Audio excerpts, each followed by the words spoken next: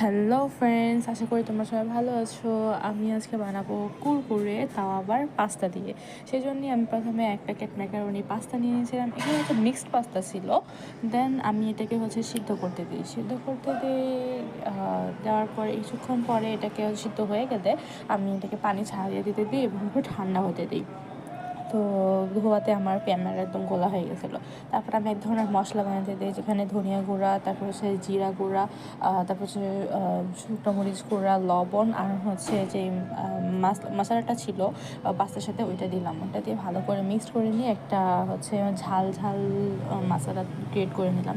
তারপরে আমি ওই পাস্তাগুলো নিয়ে সেখানে কর্নফ্লাওয়ার অ্যাড করে দিই। কর্নফ্লাওয়ার একটু বেশি করে দিয়ে আমি এটাকে চামচ দিয়ে মাখায় নিই, কারণ ওটা তবুও গরম ছিল, আমার হাত দিতে পারতেছিলাম না আমি। তো তারপরে ওখানে আমি সাদা গোলমরিচের গুঁড়া দিই যাতে একটু ঝাল ঝাল হয়।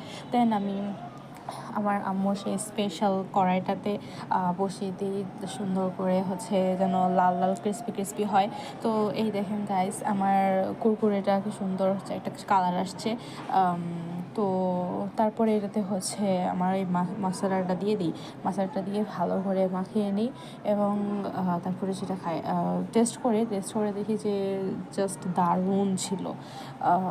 মানে আপনারা বুঝবেন কিনা জানি না, বাট এটা অনেক বেশি মজাদার ছিল।